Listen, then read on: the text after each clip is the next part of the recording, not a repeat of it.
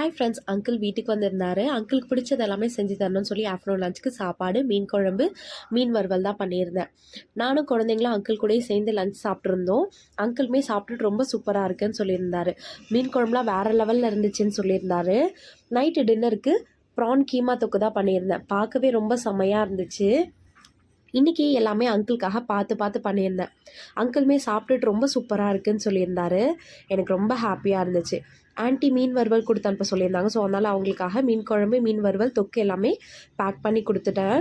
அங்கிளை ஒரு வாரம் இருக்க சொல்லியிருந்தேன். அவருமே இருக்கேன்னு சொல்லியிருந்தாரு.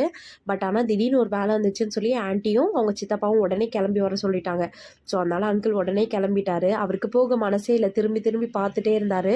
ஷர்வாதுருலாம் செம்மையாக அழ ஆரம்பிச்சிட்டாங்க. வீட்டுக்கு வந்தோன்னே அவங்கள கன்வின்ஸ் பண்ணுறதுக்கே எனக்கு கொஞ்சம் டைம் ஆகிடுச்சு.